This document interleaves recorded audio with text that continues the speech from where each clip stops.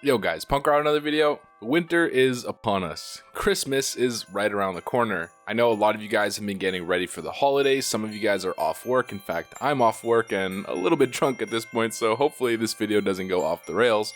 But it's probably one of the best times of the year, especially for us Canadians up here in the north. I mean, for the most part, winter can be quite miserable, but Christmas brings a lot of joy to my heart and a lot of you guys out there, I'm sure. And with that, I want to say Merry Christmas to all of you guys out there. This is the perfect time to spend time with your loved ones, get them gifts, and overall just have a great time with your family. So I hope you guys are making the best of it. But not only do we have the holidays in real life, but we also have some activities and some festivities coming to us in the world of Azeroth. It's called the Feast of Winter Veil, which is the Christmas event that started in vanilla World of Warcraft and lasted throughout the entire game throughout every expansion. Of course, like most things throughout the expansions, it's changed a whole lot. So in this video, I'm going to be putting a spotlight on the classic WoW, the vanilla Winter's Veil event, and showing you guys everything that it has to offer. So that's the video. Everything that you can expect from Winter's Veil in classic WoW. Let's get into it. So Christmas has hit Azeroth. The two main cities where the Winter's Veil or Azerothian Christmas are present are Orgrimmar and Ironforge. You'll see Christmas trees and you'll see smoky wood pasture vendors within the other main cities as well, but where the Christmas trees are and where the Father of Christmas is, or the Great Father of Winter, is in Orgrimmar and Ironforge. So you'll see a massive decorated Christmas tree with a bunch of gifts below it, and I guess a sort of Santa Claus figure right next to the tree in both of those cities.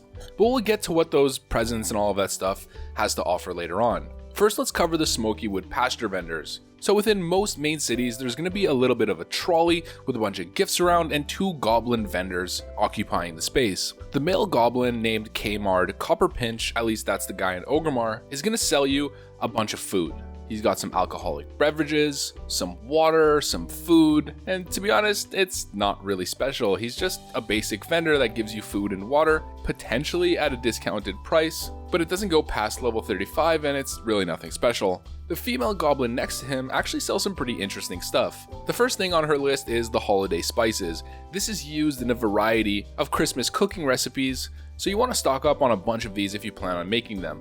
She sells a fake mistletoe, holiday spirits, an alcoholic beverage, and some low-level cooking recipes in eggnog and gingerbread cookies. You might have heard tons of people speaking about small eggs. Most of the Christmas recipes, if not all of them, related to cooking actually require small eggs, and this is why a lot of people have been hoarding on them pre-Christmas in order to sell them for a premium during the actual event itself. The next thing that she sells are snowballs. 10 copper gets you 5 of them. Now obviously through word of mouth you've probably heard a million times that within Classic or during Classic, snowballs actually had an effect attached onto them where when you would throw a snowball onto a friendly player it would actually knock them back, interrupting their spellcast. So very often somebody would maybe be hearthstoning to try to get out of the group or after the dungeon's over, and you can interrupt his Hearthstone cast indefinitely by constantly casting snowballs on him. You're in a raid and maybe you want to interrupt your healers and just troll them. You want to interrupt a mage who's trying to top DPS meters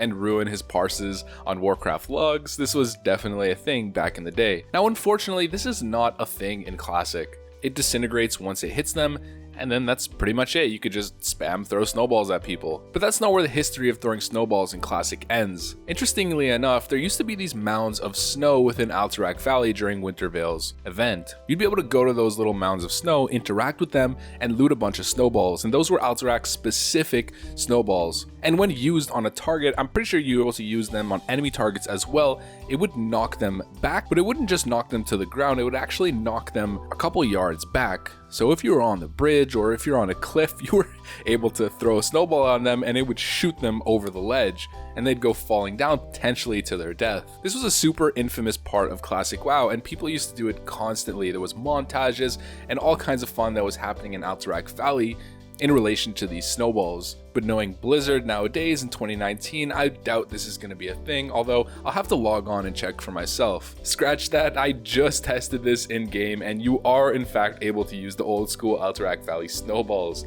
I just knocked somebody off a bridge and killed him, and it was probably the best time I've had in a long time. Now, the last couple things that you can get from the Smoky Wood Pasture vendor are actually pretty interesting. Again, we've got the blue ribbon wrapping paper, the green ribbon wrapping paper, and the purple ribbon wrapping paper. This stuff is honestly really cool. You're able to wrap a gift. So you're able to get an item as long as it's not stackable. So enchanting mats, cloth, stuff like anything, basically anything that can stack up, you're not able to use it on, but any specific item that's not soulbound, maybe it's like a weapon, a BOE, epic that you want to send to your friend, anything, you could wrap it up in a gift wrap and then mail it to a friend or give it to a friend as an actual present within the game, and he won't know what you're giving to him, and if it's actually a nice gift, he'll be super excited once he opens it. And of course, I didn't forget my trolls out there. You could do the exact same thing. You get a level 1 worn mace on a starting character and wrap it up in a Christmas gift and send it to your friend and just have a little bit of fun. Now, also related to the Smokywood Pasture goblins, there's a little quest line that you can do which can give you access to some really cool items. So when you talk to the goblin, the male goblin specifically, in Alterac there's that little area where there's all those yetis in the little yeti cave. There's going to be a snowman right there hidden behind the trees. You go talk to the snowman. He's going to put you on the quest to go kill a Winter's Veil specific elite yeti called the Abominable Grinch, or I guess we'll just call him the Grinch. He's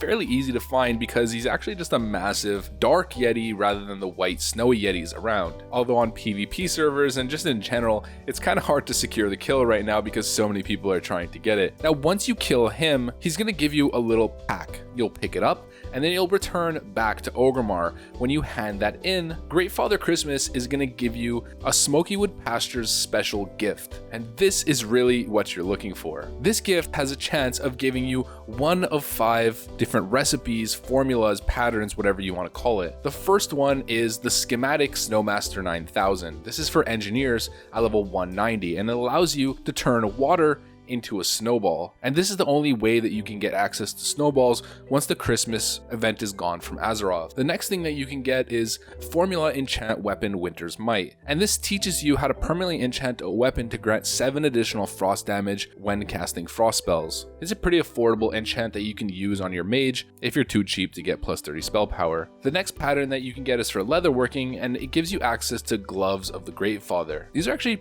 pretty damn cool. If you have a 39 Druid Twink, you might want to use them, maybe a Paladin Twink, or just on a low level character in general. It has really nice spell power stats on it, giving you 18 plus healing and 10 nature spell damage. The next thing that you get is called Edge of Winter. It's for blacksmith, and you can create a low level axe that blasts the target for 30 frost spell power, 20 DPS, and 2.1 attack speed. Kind of random, but you might want to have it on your alt. And the last one is the most important. It's called the Recipe Elixir of Frost Power. Similar to the Elixir of Greater Firepower or Elixir of Greater Shadow Power, but clearly much weaker than that, but also much easier to craft. You only need 1 Khadgar's Whisker and 2 Winter's Bite. It's a very obtainable consumable, and Frost Mages tend to go after this one, honestly, for Molten Core and Blackwing Lair. Now, I haven't seen any confirmation just yet, but on a lot of private servers, you were able to actually stack the Elixir of Frost Power with the Greater Arcane Elixir. This is maybe not a thing in Classic WoW, not 100% sure, so potentially, if you are able to stack these 2 elixirs, then this is going to be a tier 1 option for every raider until AQ40 and Naxxramas are released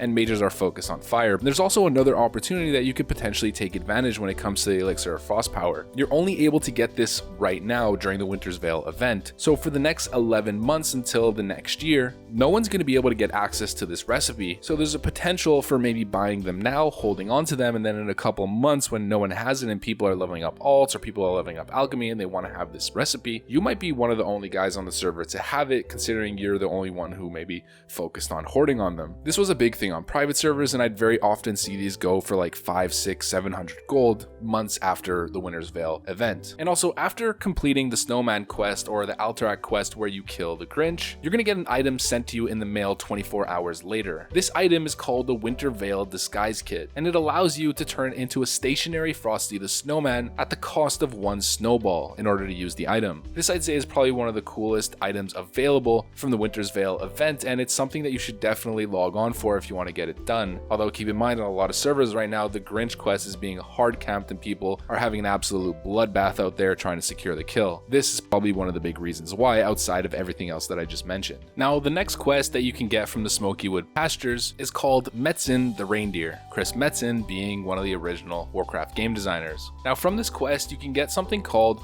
Preserved Holly. And this, a lot of you guys, I'm sure, are fully aware of what it is, considering it's been in the game since all of the last expansions in retail. But with this item, you're able to actually turn your mount into a reindeer mount. And the beauty of the Preserved Holly is that it lasts forever. So if you want to hold on to these for a couple months and during the summer just constantly have a reindeer going on, then you can definitely do that. Alternatively, there's also the Fresh Holly, and this you can get from actually kissing an NPC under the mistletoe in a couple inns throughout the world, maybe all of the inns, not 100% sure. The Fresh Holly does not last forever like the Preserved, so this one you probably want to use it when you actually get it, because I think it only lasts about a week. You also have the chance of getting a mistletoe, which you can cast onto a friendly target, giving them plus 20 spirit increase. So for the Metzen The Reindeer quest, in order to get the Preserved Holly, you're actually going to have to travel to both Searing Gorge and Tanaris. And over there, you're going to find a reindeer that's been captured by some enemy NPCs. You simply go rescue Metzen by sprinkling some dust onto him, and then you've completed the quest and you've got your Preserved Holly. Also, after completing this quest, you're going to get access to Grachu's mincemeat fruitcake. And this is pretty much the best, or hands down the best food and beverage all in one package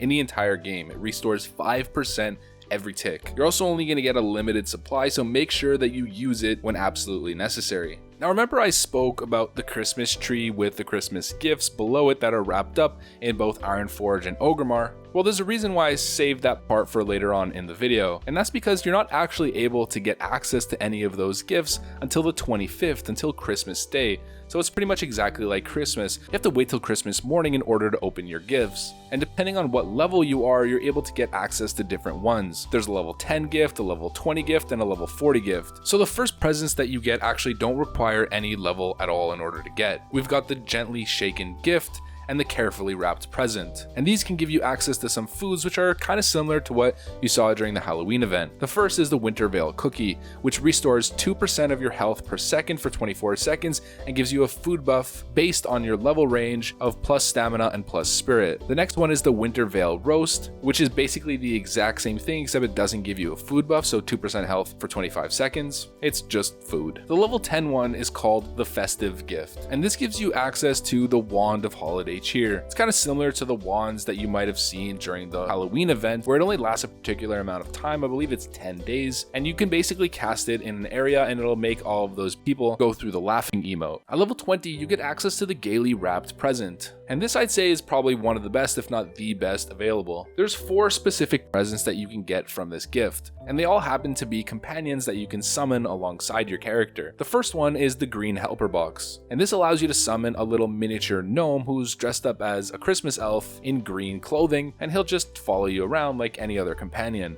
The next one is the Red Helper box, which is the exact same thing except he's going to be dressed up in a red Christmas outfit. Now, the best one on this list, at least my favorite, is the Snowman kit, and this allows you to summon your very own little Frosty the Snowman. I'd say this is probably the most lucrative one and probably the most sought after in the entire game. And the last is the Jingling Bell, which allows you to summon the Reindeer, which is a miniature sized reindeer that follows you around. It's basically like having Metzen the Reindeer following you around the game. Keep in mind, if you read the tooltip on all of these items, they require a snowball to summon. So if ever you want to bring them out, you have to have a snowball as a requirement or as a reagent. And they're also BOE, until used of course. So if you get something cool and you want to hold on to it, maybe wait for Winter's Veil to finish up a couple months later and people don't really have access to any of these anymore, or at least there's only a couple on the auction house, and you got the Snowman and you want to sell it for a big profit, you might be able to do that. Now lastly in the video, let's just cover some of the truly just novelty stuff that's going on in the game right now. The first of which are the Transmorphers. Outside of a lot of the major cities, and I think in Booty Bay, Gadgetzan and stuff like that, there's these mechanical objects that you can basically stand on the platform and it'll turn you into a little winter elf. So into a little red helper or green helper. Nothing too crazy, but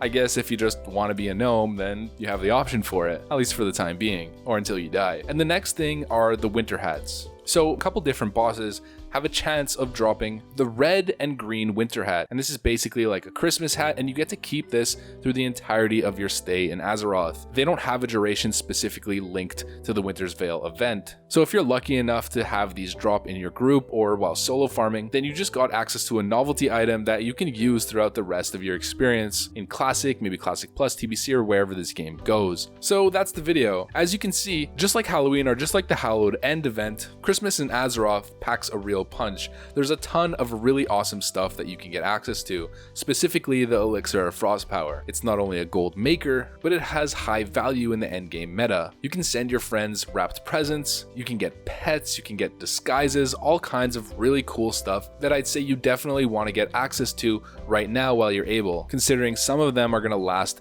the rest of the game. So I want to wish you guys a Merry Christmas, good luck and good health for the rest of the year. Enjoy Christmas in Azeroth and enjoy Christmas in real life. So if you liked the video and you want to see more like it, make sure to leave a like, comment, subscribe, of course, you know the drill, soldiers. Hit the notification bell to be notified every single time I post a new video straight out of the render oven. And with that said, thanks for watching, and I'll see you on the next one. Peace.